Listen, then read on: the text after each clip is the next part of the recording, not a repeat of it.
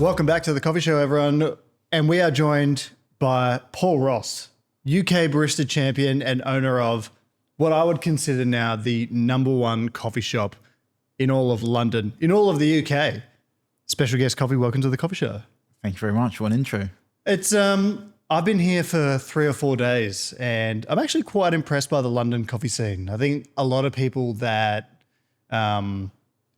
come to Melbourne, where I live, I think they talk down on the English or the UK coffee scene. And mind you, I haven't been outside of London, but I've been really impressed so far.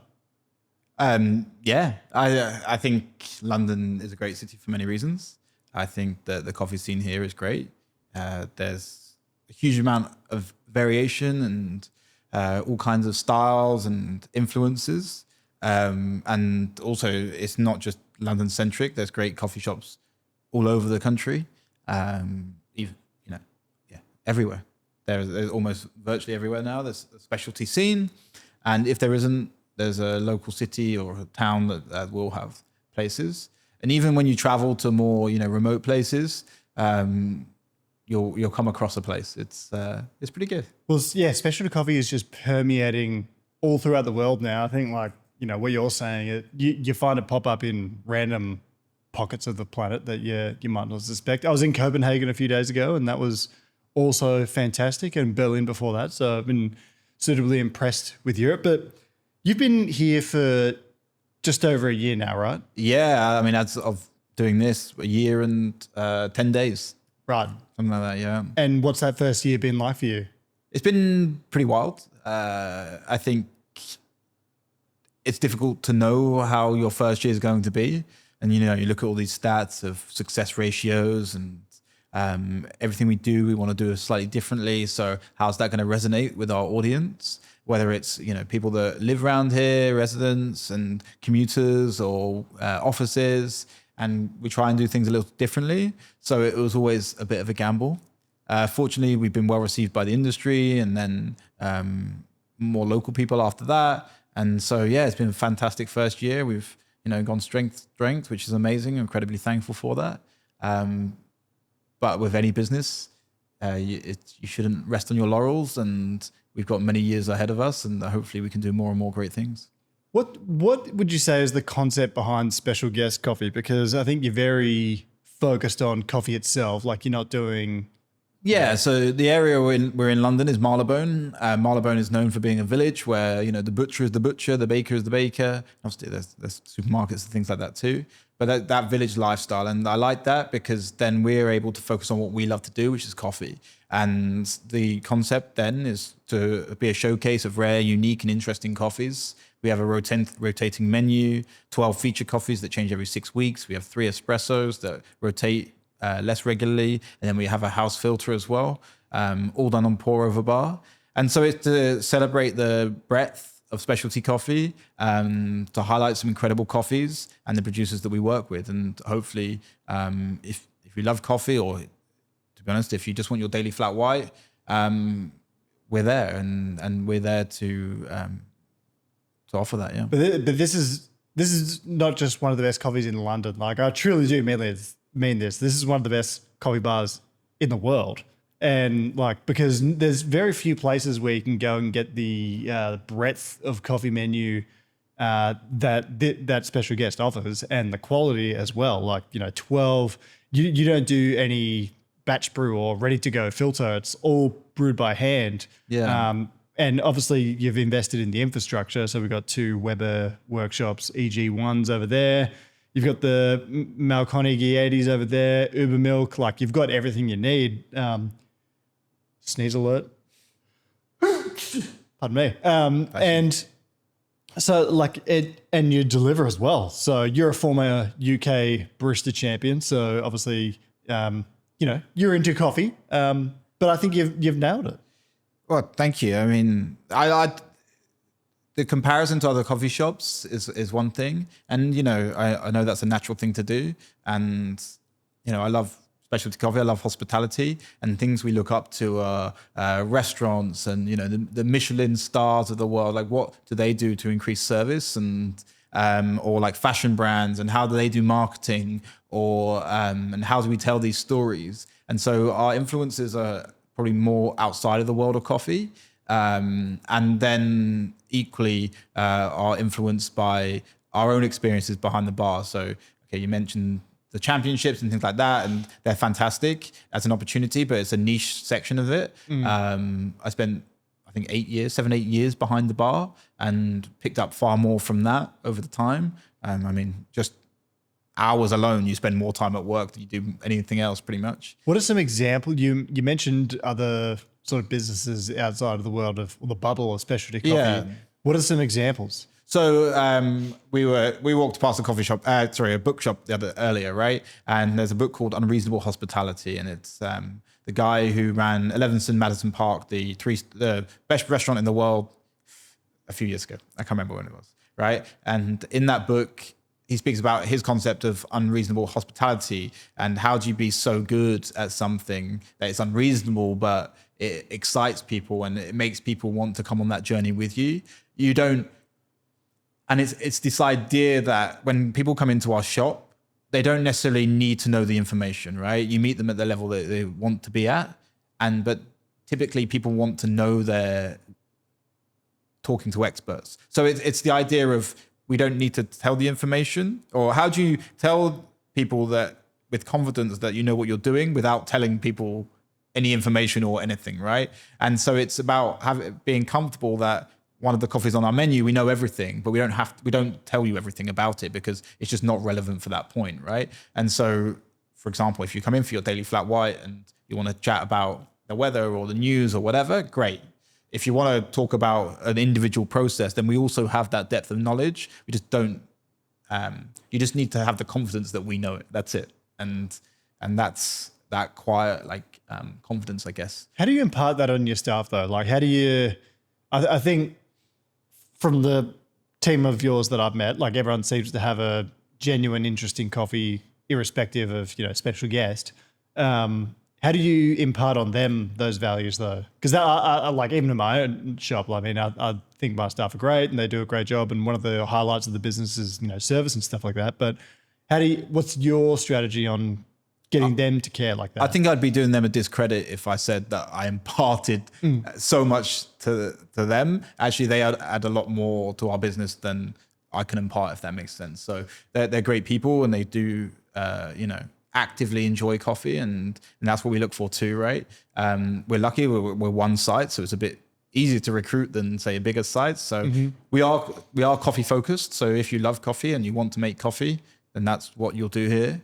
We have a great coffee selection that you're not going to be able to brew everywhere.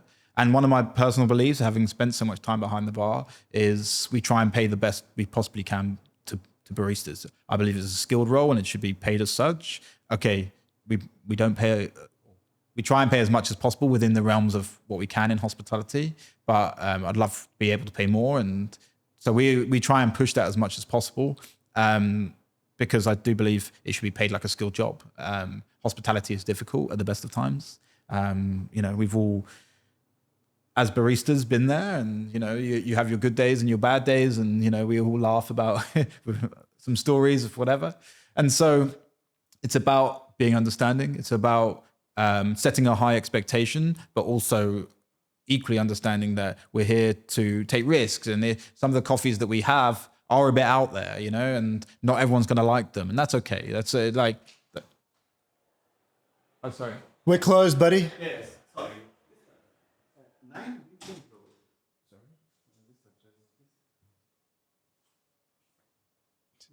Okay, Necker Health. It's just up here and then left. Actually, the door is closed. Yeah.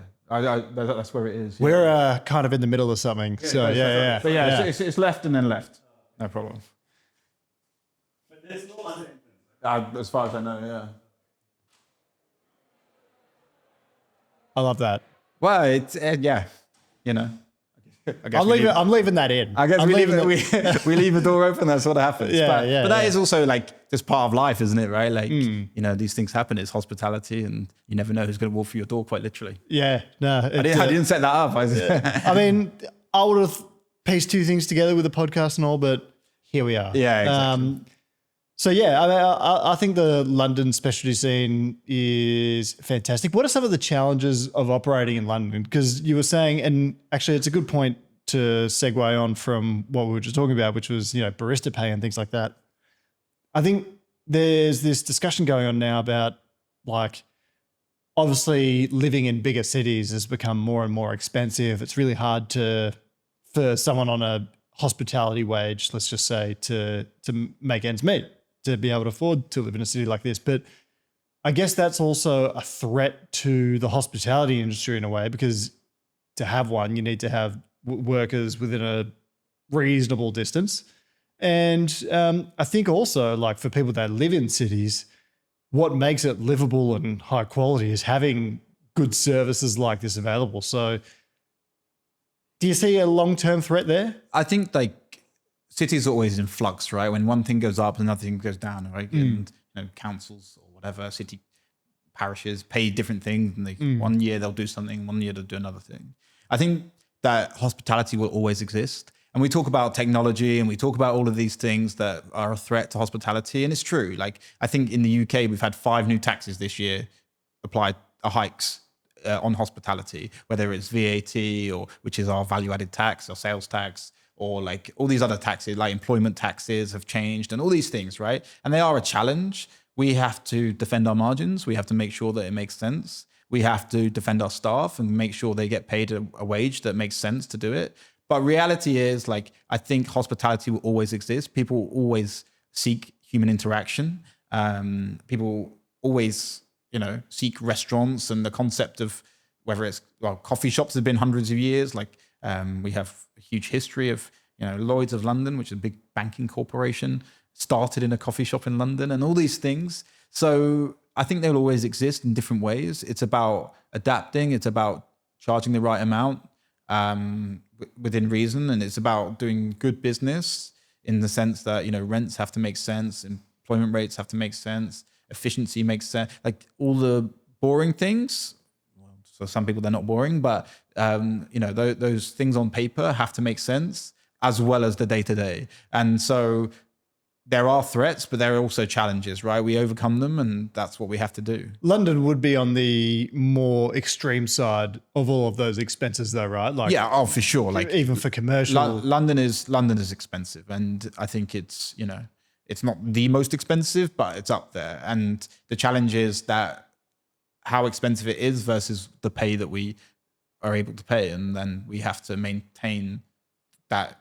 If the cost of living goes up, we have this thing, cost of living crisis. It exists, and we have to deal with that. And it doesn't make sense if our staff can't afford to live.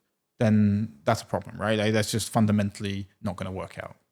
Yeah, well, I kind of like, I have my own somewhat controversial opinion on this, and I think that capitalism has kind of reached its peak in terms of like prosperity for the general population. And what I mean by that is, like, I think it's always probably been the preferable way, as if you were to compare it to, I don't know, communism. There might be some people that listen to this podcast that love communism. Kudos to you. But like, it's kind of peaked in terms of prosperity, where now I think companies have gotten so big. Like, you were talking about OpenAI before we started recording, and it was like $500 billion US. NVIDIA is worth $4 trillion, and there's like, NVIDIA's value is worth more than the Australian output for the whole year, like GDP. And less people are actually benefiting from that. And this is probably deviating a little bit from coffee, but I just kind of feel like capitalism's kind of peaked in that sense. Yeah, I mean, like, look, I'm not gonna go into the details about those kind of things, and because the reality is, like, these are factors beyond our control, right? Like, and actually, what my main focus is it's to bring it back to coffee, right? Is my focus is on what can we do within the system that we live, and do the best version of that thing in the right possible way, and that's all we can do. And so, yes, there's external factors. Yes, there's all these things that are happening in these businesses. Like, you could worry about the valuation of Nvidia, or you could focus on making flat whites really well. And for me, like if we can do our thing very well and carve out our niche, then that's what I want to focus on. And otherwise, the rest is just noise.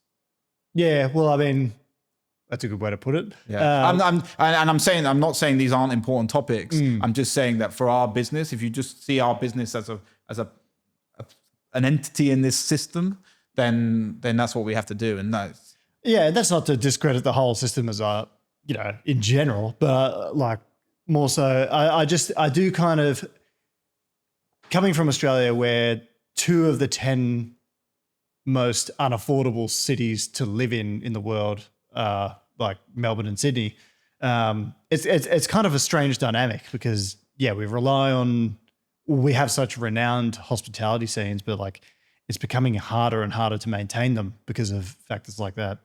And while I'm here in London, it's just something I noticed, like there's still plenty of coffee shops and things like that. In fact, there's actually a lot more chains here than Australia. One of your staff was saying to me that, there's very little Starbucks in Australia. And I was like, yeah, that's true. Like there's so much more of your Starbucks Costa. Is it Pret? Yeah, Pret Manager, whatever it's called. And then Blank Street as well. Like I just never have really seen that or been exposed to that quite like I have here. Yeah, I mean, I don't know, to be honest, why that is. It's true. But I also think the Starbucks is an interesting one because people talk about Starbucks a lot, right? In our industry, it's coffee, like it makes sense. But like in some ways, I think Starbucks helps us exist. And if that's someone's first coffee, and then you go from there, right? Like, and I know that's true of a lot of people. And then so actually, do we have a lot of thanks to give to Starbucks, or should we see it as someone that has got lots of sites? And then you have to ask yourself the question: are lots of sites good or bad? Because there are some pros and there are some cons, and like which side of the fence do you sit on? Yeah, and I don't know. There is lots of change. There is the high street is super interesting in London, and there's some big landlords that own whole streets in London. They're so big you'll never even know their name. Like the King's Estate own a lot of central London. And that's like the royal family. Yeah. Okay. So it's called the Crown Estate, and it's fundamentally owned by the monarchy. Yeah, I think. Yeah. Well, before I go on record to say that, I believe that's true. Yeah. It's been very eye-opening because obviously being in Australia, part of the colony, and it's very, I don't know, it's been kind of surreal coming here. This is my first time being here. All the buildings are just like, I think like the highlight of London is the architecture. It just kind of, it doesn't seem real when you first arrive, and like the level of beauty that like, and the skills that, the construction workers must have had building it all is just like astounding. Yeah, but this is what's great about London. In London, you walk down a street, there'll be 100-year-old building, there's a 300-year-old building, there'll be one that's built last year. Like 3 years ago, this was a multi-story car park where you're sat. It's always changing. There's history, like none of the roads are straight because they all wind because they're not built for cars, and like all these kind of things. They're one-way streets. There's places you can get lost, they don't make sense. Then down the road, there's Hyde Park, and there's Primrose Hill, and there's a zoo in the middle of it, and all these amazing things. And you can get food from all these countries around the world, and it's incredible, right? It's a great city, and there's a reason why people come here, and there's a reason why it's considered one of the big cities. It's fantastic for lots of reasons, like everywhere. I think we spoke before, lots of pros and cons of everywhere, and you can look at the stats and you can read the news and all these things, but nothing beats England walking the streets. England gets a bad rap from the media right now, and it hasn't really been in line with what I've seen here. Like I feel like everyone actually gets along quite well. Yeah, but like we have Britishisms, which exist. Whether it's words. I know that you like British words, or like blimey. We like there's stereotypes like British love queuing and things like that, and it's kind of true, or like the tube. when you go on the metro, everyone like waits for you to get off, and then you get on, or they should do that, and like little things that make the system the system. Yeah, I mean, there's loads of it's uniquely British in lots of ways. What was it like opening a shop here? Because I imagine there's a lot of competition to, be in areas like this. Maybe there is, maybe there isn't. What was it? What was from, you were working with another business before this, obviously. Yeah. What was the journey like for you opening Special Guests? Special Guests is interesting, right? Because in central London, especially, my experience of it has been, if a shop is to rent at X amount and you say, I'll pay X amount for that shop, you then go into a pool of people that will pay that. And then you have to pitch for that site. And you present a pack and you present what you're going to do with it. And then you have to basically convince the landlord to rent you that site. And so it's not quite like buying a house or something where you go and say, okay, it's X amount, I'll pay that in rent, thank you very much. You then you're then pitted against, not pitted, but like you're then against, it might be other coffee shops, it might be a travel agent, it might be anyone, right? It could be absolutely any other business.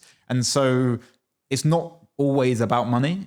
It's about like what you're able to bring to the area or diversify the high street or whatever it may be. And so it's about being able to convince people that this is your idea and this is your dream. And it's really hard, especially your first site, because there is nothing to show them, right? Yeah. It's just a picture on a piece of paper, essentially. So you have to somehow demonstrate that should be you. It's so interesting you say this, because I had this similar conversation with Chris Barker from the US recently. It's like landlords aren't always looking for necessarily the most money, but like the best partner or tenant. And obviously, I mean, if I were to speculate, having the UK barista champion, was probably of somewhat appeal, selling your vision for Special Guests. What did you say when you were trying to sell it to them? To be honest, I just made them coffee. I made so like one of the things I did was like, they were like, so what makes your coffee so good? I was like, glad you asked. I have some in my bag. And then we made coffee and drank it. And then I told them a story about this coffee. And you're like, look, not everyone can have this experience right now, but if we had a shop, it'd be great, wouldn't it? And actually, like the landlord here owns the whole block. So they're now like choosing like who can go into certain units, and they're trying to curate that experience for their tenants as well, because they have tenants above, and they want certain things, whether it's a gym or a health club, or in fact, the person who just came in, he was you have to include it now because I mentioned it. The person who just came in, he's looking for a really innovative health service. So around the corner, the founder of Spotify, Daniel Ek, he has moved into general health. And his whole thing is preventative health. And so rather than go to a doctor when you're sick, they do scans prior, right? And so they've opened up, I think, their first or second site around the corner, and you go in and you get a full body scan, and they do that to you annually, and you can like it's crazy, it's like the future. It's wild. And so that's what that gentleman. Yeah. Oh, so you know him? I don't know that person, but the health service is around the corner. I know. Okay. Yeah. All right. So it's in the media. I think it raised like hundreds of millions recently. Right. To expand. So this gentleman could, for all we know, be going to get a preventative health scan. Yeah, I think that's what he's doing. Yeah. Okay. Yeah. Solid. I like that. Yeah. So do you remember what the coffee was that you made for this landlord? Like, what was the? Good question. I think there's a mocha from Mauricio Chatar. Was my competition coffee from a couple of years ago. I think I made him this coffee, maybe like a Panama geisha or something like this. And So you took your V60 setup sort of thing there? I just took thermoses of 3 coffees and said, try these 3. And like, well, do they taste different? Like, yeah, okay, well, that's because I always find that's the first step. You're like, even if people don't like coffee, they have to admit they taste different. Yeah. And as soon as you have an opinion about that, you have an opinion about other things. Which one do you prefer? Like, why do you prefer it? And then people tend to be like, oh, I'm not really sure about how I describe coffee. And then you're like, well, you've just answered 3 questions. I'm sure you could answer 3 more. And then slowly you get into it. Like, is it more like tropical or is it more like red fruit? And they're like red fruit. And you're like, okay, well, there you go. Like, And so you did this with this panel of... well, I did like a shortened version of this and being like, these are 3 coffees. We have some like hands-made ceramics. And I was like, oh, look at the bottom. These are all made for us. Like, And what was the instant reaction? I think they like the coffee. Yeah, I think that's part of. But then it's a part of the wider pitch, right? Like it's it's to demonstrate. It's to, as much as it is about the coffee, it's to demonstrate your passion. It's to demonstrate, you know what you're doing, and the proof is in the pudding, right? You can try the results in front of you. It's worked out rather well, and I think like, you know, as someone with my particular taste in coffee shops, let's just say, like, being able to come here and, you know, you've got 3 different espressos I can have at any given time, and then I think it's 12 different filters. Did you say? So as if by magic, we have a feature menu here with 12 coffees on. Actually, 11 filters and 1, and these are all in the freezer, so they date back sometimes multiple years, or past menus, or they're in rotation. So there's always something new. This changes every 6 weeks. We have a house filter that changes every like sort of 3 months. A house espresso every 3 months. Feature espresso that changes every 6 weeks, and a decaf. And sometimes, depending on the lot size, the decaf changes. It's a lot of it's a lot of different lots of coffee that you have to buy there. But I suppose that's part of the fun. Like, all this variety makes you who you are. Yeah, and like the lots of coffee is just representative of the coffee industry, right? Like there's seasonality, there's peak harvest, there's all these other things, right? Not every lot's a container or a bag. Some lots are tiny. We just bought 500-gram lot recently and 600-gram lot. Like this is, you know, if you're listening, you probably know it's like, you know, 12 coffees or something, 50, 12 coffees or whatever it is, right? And so some of these lots are really unique and rare, and some of them are more sort of bountiful, but still rotating. So we have coffees on here, for example, Hacienda La Esmeralda Panama Geisha. This is 15 kilo lot, I think, that we bought. Whereas one of the Los Nogales Bourbon Pimienta that we have, there's hundreds of kilos of that exist, or maybe more, I don't even know. So like it's really a range of coffees, and that's what we're here to provide, is that range. So if you do want to just have your first filter coffee ever, then there's something more accessible. Or if you want to try one of the world's most unique or rare or ultimately expensive coffees, you can as well. What do you think's been one of the biggest surprises to you in opening this? Because I think not everything always goes according to plan, right? Yeah. And both in good ways and bad ways. Like you stumble upon new discoveries that you wouldn't think you would. What do you think have been some of the biggest surprises and or curveballs for you? Biggest surprises. The biggest surprise, I think, would be, I know we're a predominantly filter bar, and you're sitting at our filter bar right now, is, to be honest, the amount of pour overs we do compared to like espresso based drinks. So how many pour overs will you make in a given day? A lot. I know you're looking for a number, but we make a lot. And the idea is we don't do batch brew, and we want to give every coffee the best we can do. And that's why, because, I've been guilty of it before. You forget how long a batch brew's been out, or you don't get through it quick enough, or, it might be on the edge or something, and a customer will get a bad experience. And so we don't do that. But the biggest, I think that, the staff have been incredible. And since we opened, only one person has ever left, and they came on board as a cover shift person. Incredible barista, but he was actually never meant to be employed, but it ended up that we did. And so actually all of our staff pretty much have stayed for the whole year, which is sort of unheard of in hospitality, and that's a testament to them as people and the coffees that we To serve. you as a boss as well. Go Well, on. no, Go but on, like, Paul. you know, it all makes sense, you know, when you work with good people, you know, and I'm incredibly thankful for them.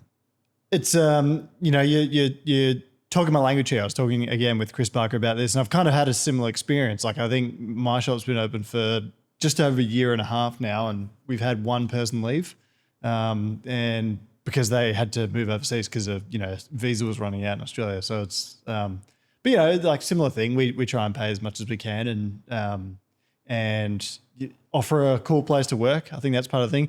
One thing I did want to say though, like the talking about the level of interest in pour overs that you have, it's so frequent and common that I hear these days, and it is true to an extent, but a lot of people say that, you know, signature drinks are taking over the industry, and I haven't noticed that as much here in London, I must say. But a lot of people say, yes, matcha and signature drinks, they're taking over cafe culture, and it's partially true, but I think as well, like, the level of people ordering like pour overs and stuff like that at your bar, I mean, it's constantly on the rise. I feel like that is the level of people that are interested in genuine specialty coffee is also just improving. You know, I feel like that gets lost when we're talking about Mont Blancs and strawberry matchas and things like that. I see like that we all have our own vision of what specialty is. And, you know, to be honest, to an extent, everyone's right, because that's what you see and what you surround yourself in your own like tunnel of vision, right? What I see is a wider vision where there's a spectrum of coffee, and it was kind of a tight spectrum, you know, especially in London. And then over the years, that spectrum's expanded. And actually, rather than just this small spectrum, now we have more opportunities, more niches, more things, right? And that there's a space for matcha cafes. There's a space for signature drinks. There's a space for all of these things, because ultimately that's what people want. But there's also a space for high-end coffees, and equally neither of them are to be looked down on.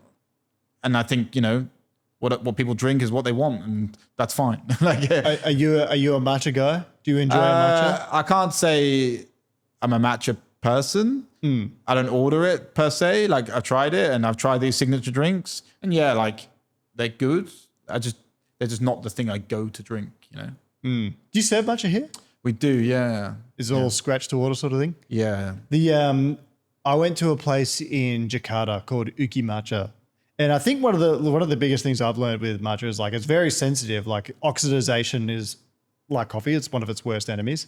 But there's actually huge difference in varieties of matcha that you can try. Like you were saying with coffee before, like, you can really taste the difference if you try it. Have you explored that a little bit? So we use like quite a high grade of matcha. I do believe that we do the best version of that we can. It's not, I haven't been to, like, you know, we do, I think yesterday we cupped 24 coffees, right? As a part of our like production buying cycle. And I've never cupped 24 matches in a row. But at the same time, we rely on experts, and I have a big passion for leaving experts to be experts. And so we work with a great tea partner and offer a very small amount of tea, but the very best version of that we can. Same with hot chocolate. We just offer the best version of it that we found.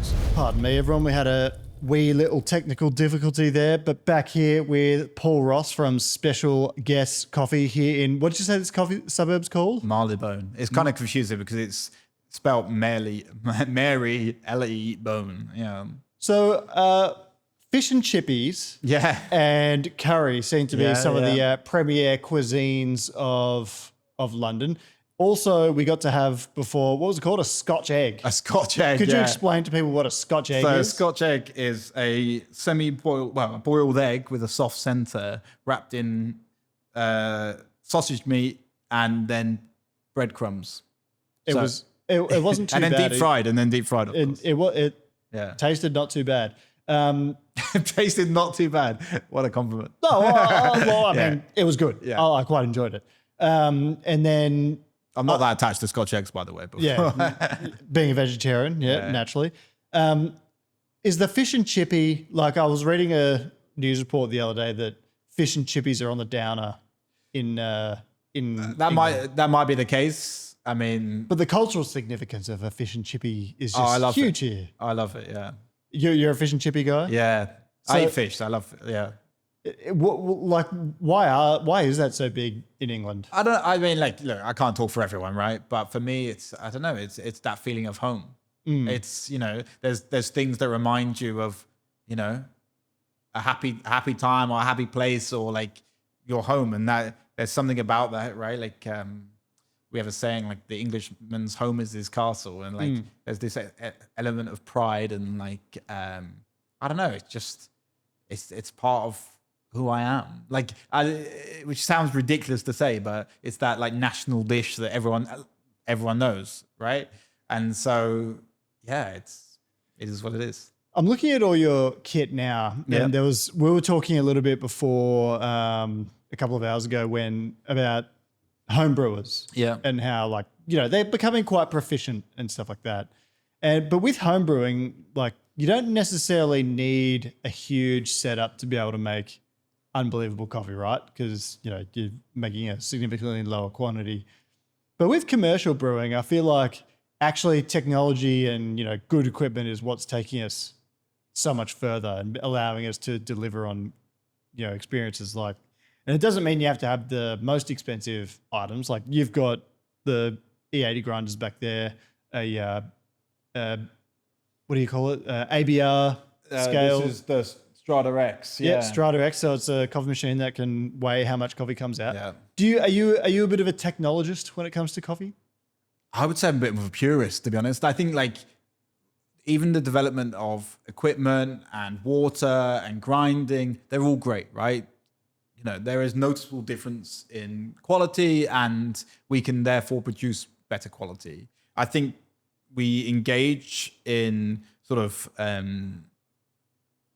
dialogue where, home brewers are pitted against cafe brewers and vice versa, right? Well, it's begun to fester, yeah. Whereas like actually what I think happens is we're so advanced in that side that it's sort of started to become marginal gains. And like, I'm not going to sell a grinder to buy a new grinder because of a slightly different update, right? Like, whereas if I was buying a new grinder from the start, maybe I'd change my mind, right?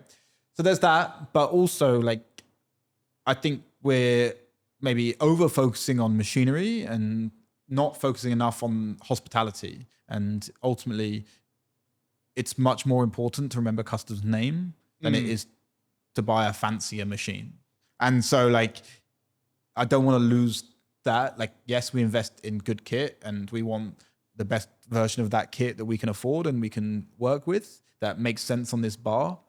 And yes, home brewers, like there is a lot of great home brewers and like there's great cafe brewers, right? And they're very different. Making one cup on yourself at home over a period of time is very much different, not better or worse than brewing one every minute for 8 hours. Like, and so there's different challenges, there's different requirements and all of these things. But ultimately in a cafe experience, rather than the marginal gains in some of these things, and some of them are bigger gains and some of them are smaller gains, of course, but ultimately, the hospitality experience is an ecosystem. It's not just a grinder or not a grinder, It's interesting you say that. And like the hospitality aspect, I think is becoming more mainstream knowledge and more mainstream discourse these days.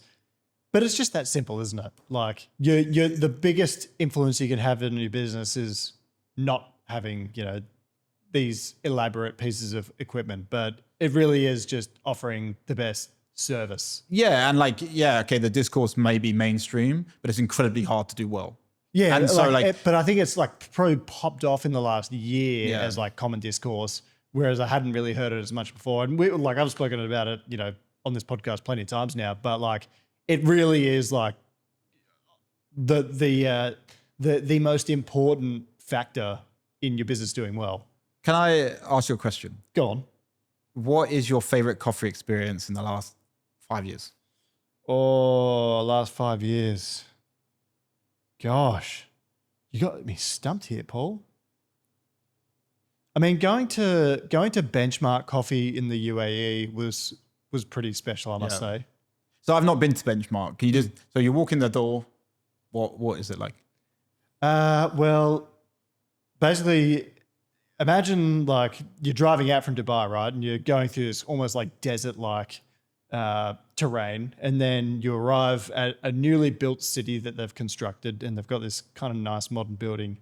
And, you know, I come from Melbourne, Australia, but I'm seeing all these like Arab people that are sitting outside, really enjoying themselves. So it was a bit of a difference in culture for me. But I went, sat in there. So I'm in like a completely different area of life that I've ever been to before. And I guess like just, it was kind of like an oasis in a way. And sitting there, they just like they sat me down and all the staff were, very friendly and professional, like very high level of professionalism. And they just hit me with unbelievable quality food. I was being hosted there. Like, it's not like I was a customer. Like, they were like one of them wanted to show me, but they just blew me away with quality dishes. You know, everyone, you know, made you feel extremely warm and welcome. And then the coffee was just round after round of just berating me with like, whoa, just unbelievable coffee. Sorry, that's probably a long. No, that's perfect. You didn't mention what espresso machine they had. No. Oh, you laid a trap there. I love it. But it's true though, right? Like, and I'm sure they had an amazing espresso machine, but like, and it sounds incredible. And actually, I've heard you speak about it before, so I actually want to go there too. But it's just not irrelevant, but it's a background thing, right? It's these things about how they make you feel, and the coffees were incredible, but equally, it's that overall experience of being like, look, I had a great time. What's the best one you've had in the last 5 years? Best coffee experience in the last 5 years. Good question. I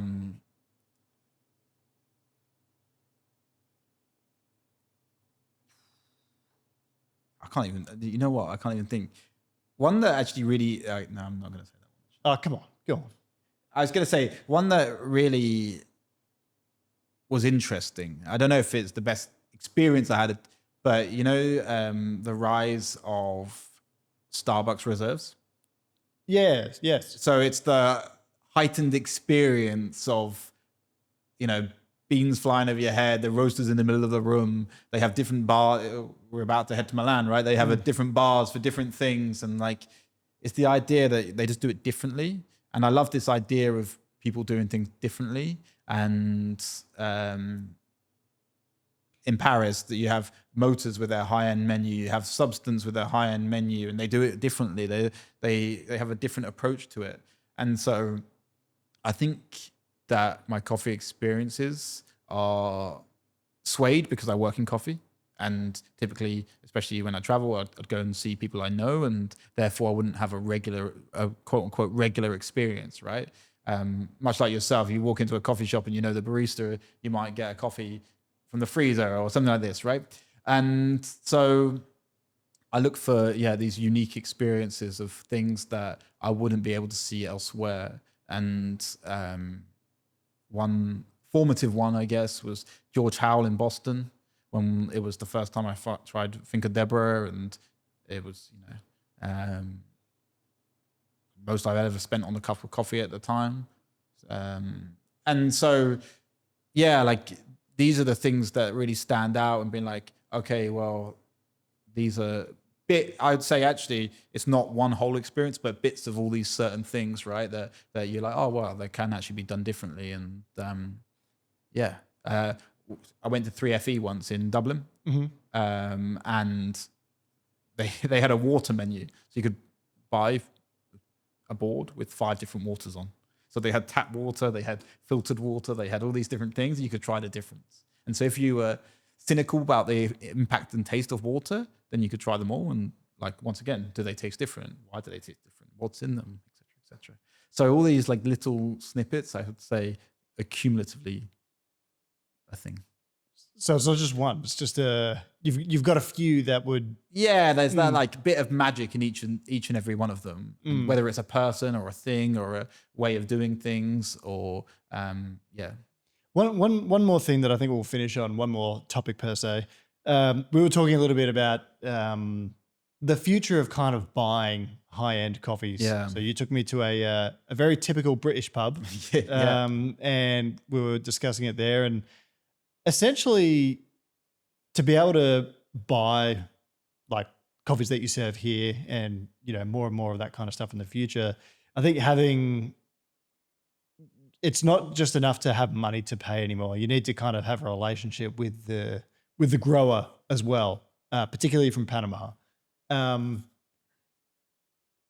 Where I'm going with this is like, how do you see the future of that playing out? And do you think more and more producers from other countries will rise to that level? Like, for example, I see Bolivia, Colombia, and Ecuador being three good examples, and Ethiopia as well. They're like, those will be at similar levels in the not too distant future. And, it'll be like trying to buy Esmeralda or buy Longboard coffee and those sorts of things. Do you see it that way? I think you mentioned 5 countries that are all very different to each other. You know, like for lots of different reasons. So, as I said, business is always in flux and like things are changing constantly, and we have to adapt to that. Buying high-end coffee is difficult for lots of reasons, but equally, it's always changing. And now we're seeing more and more auctions and more lots go to auction, whether it's the COEs or BOPs of the world, or we're doing personal auctions or collective auctions, whatever it may be. I do think that we're going to see a lot more breakdown of like smaller lots and coding and things like that, which we're already seeing in lots of places. That's not a new thing, but consumers, I find, are becoming more educated in that and understanding that each lot, even despite being the same farm, is not the same. And so one lot next to the other can be 10 times the price, and like, why? And normally it's cup score or auction price or whatever it may be, right? Or story or whatever, rarity, scarcity. So I don't really know the future, and I'm not a producer and I don't live in these countries, and there's a lot more factors that sort of I just am not an expert in, so I wouldn't want to speak on. But it's interesting to see auctions, especially, play out. They've really come into popularity in the last like 3 or 4 years. Yeah, and I think one of the interesting things is anyone can log on to an auction results and see who bought it, right? So I told you, like, we bought our first auction coffee the other day. You can log on to the internet. You can go onto the internet and search that auction and see how much we paid for that coffee, and back work the margins, right?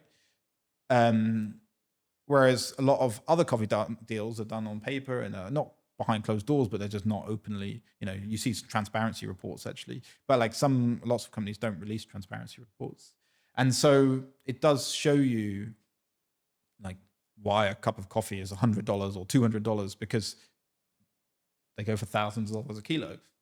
So that's interesting. I do feel that brand is a big thing, and with social media and the internet and all these kind of things and travel, brand is playing a part of that, and why some coffees are more expensive than others is part of the story, the brand, the scarcity, like all these things that are beyond just cup score. Like cup score is too simplistic just to score how much a coffee is worth, and what people are willing to pay for it too. One last question. We both have flights to catch early tomorrow morning, so we'll get it out of here shortly. But what's one thing we haven't spoken about that you'd like the listener to know? For me, coffee is. I'm glad you said this, by the way. For me, coffee is interesting because one of the things we do here, and one of the things I love to do, is freeze roasted coffee, right? I feel like it is partially you save amazing coffee for later on. And, we had a couple of coffees earlier that are 3-4 years old. And to an extent, they still have their same magic. Okay, they might change, or you might not brew them quite so well because there's less of it. But for me, like, these coffees hold lots of memories, right? And so whether it's the coffee that, yesterday we brewed a coffee that I won the UK Barista Championships with, and I shared it with the team, and like, what an amazing opportunity, right? It was a coffee from Mauricio Chatar, incredible geisha, like just an incredible coffee. And for me, that flavor profile just reminds me of that time. And I have it a lot with food and drink and like fish and chips. Like it all may not be the most nutritious meal or whatever, but within me, it has that joy. It's got a lot of value. Yeah, and the same is true of coffee. And so it just reminds me of a time and space. And some coffees have that memory. And I'm very fortunate, for example, some of the producers, then I've then gone on to meet and, buy coffee from the future and then share those experiences with our baristas and, swap coffees at championships and experience these things. And some of the coffees in our freezer are years old and they've won national championship, they've won world championships, they've featured in this, or their last harvest of this farm, or this process that no longer exists. So I think that's amazing. And on that note, I have a gift for you. Ooh, blimey. You may remember many moons ago.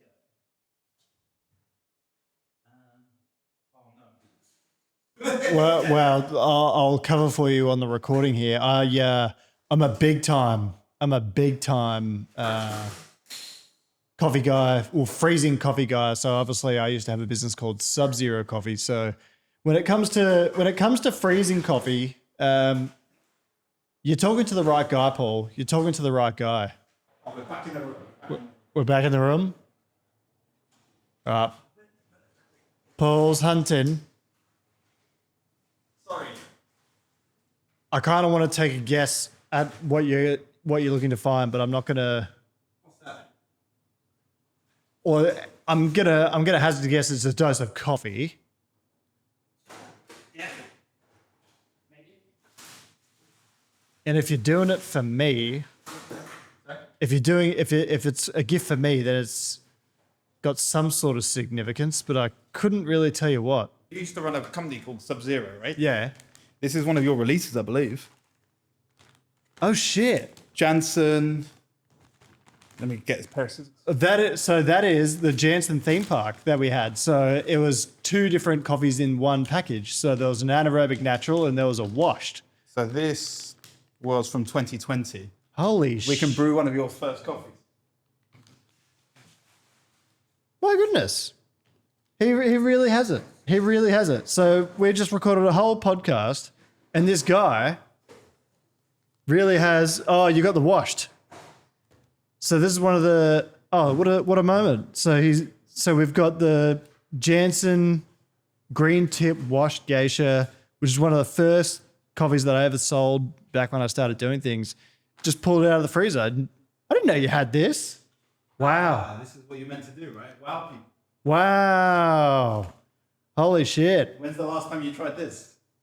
I don't know. 2020, I guess. I don't know if it's still good, but we'll have to give it a go. But let's sign off with a pod. Or do you want to? I want to see your reaction. Okay, all right. I'll just check that the camera's still have battery. Battery life on the camera. All right. But this is a good example of one of those memories, right? Like, since buying this coffee from you, I think it was in COVID times, right? Yep. I've gone on to meet Kai, I've been to Jansen, and it's come full circle. You're here. So I thought, what a moment. What? So you were introduced to this coffee by? Not necessarily through this coffee, but it was one of the first times I had Jansen. And Blimey. This is a true blimey moment. see? It's nice, isn't it? Yeah. And it's not about, this coffee could be absolutely terrible, right? But it's not seen the light of day since 2020, which is kind of wild. So fingers crossed. Roasting might have moved on. I'm hopeful for it. Yeah. Well, me too. My girlfriend's calling. Hold on. Hello? Hello? What are you doing? You there? Yeah, what's up? Yeah, just doing a podcast with Paul, so I'll call you back in a bit. Oh my god, god, the Paul. The Paul. You're on speakerphone right now. Oh my god, I remember you talking about him. You Yeah. said he was so handsome, Yeah. knowledgeable, and super funny. Yeah, I did. I Well, said we all got the that. wrong guy. Yeah. Yeah, and you Yeah. were talking about how he's really just put the field leagues ahead and Yeah. how you're just really excited to yap away. I understand. I'll Yeah. talk to you later. All right. Bye-bye. You've definitely done this before.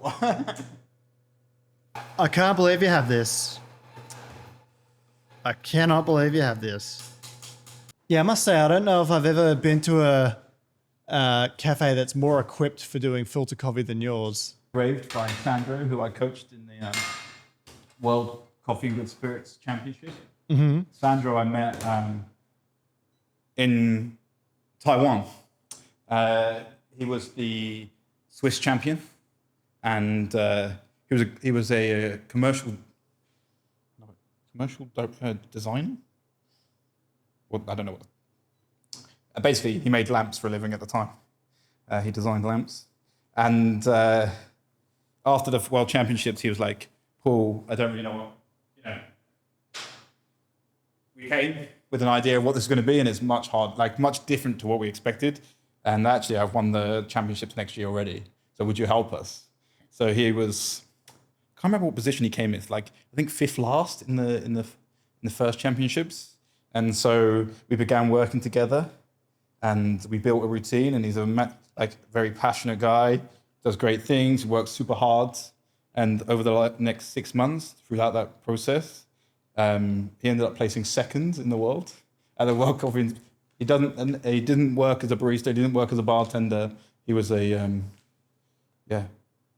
Just doing it on the side. designer. Yeah. That's what I mean. Like people can get into like particularly Brewers Cup. Like I feel like you could be, a sales clerk full time and practice Brewers Cup and be just fine. Smells fine. It smells great from over here. I think we're going to be all right. This is going to be the best coffee ever, Paul. See? Sub-zero coffee. My Yeah. goodness. And my partner's super happy because it's out of the freezer now. Yeah. I've had this in 3 different houses. That's how long I've had this coffee.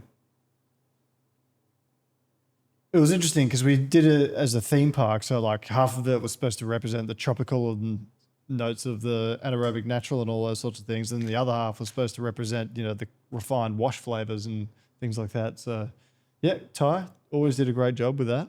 Loved it. I believe the other half I used in the Brewers Cup, actually.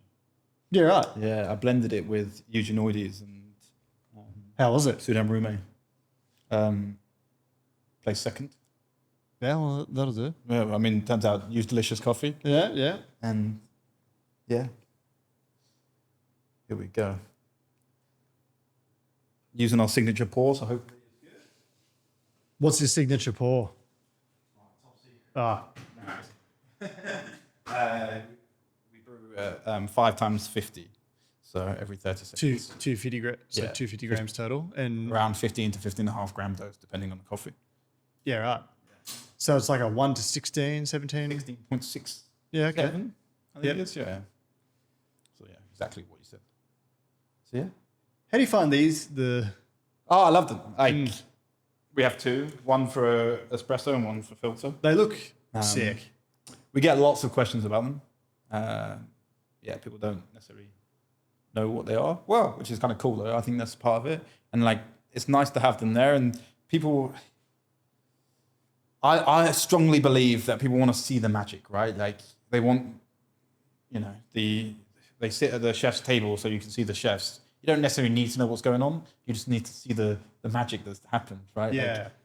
Fish comes in and your dish comes out at the end, right? And the same with coffee. Why is there a freezer? Why are these telescope kind of things? Why is this all a thing? Yeah. And then you can talk through it and see and interact whilst it's all coming together. And people say I do the exact same home but I get different result. Well, yeah, then why? It's not necessarily better or worse, but it's different. And, all right, let's see. Got high hopes,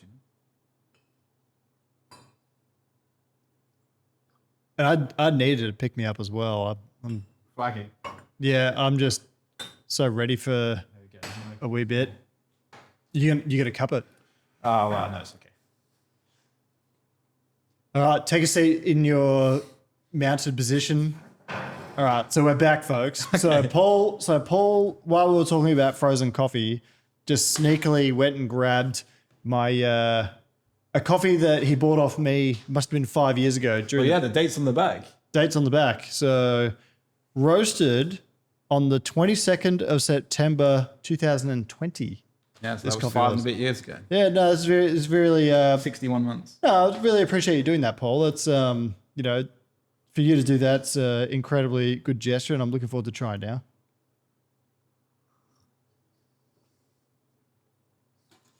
Tastes really good.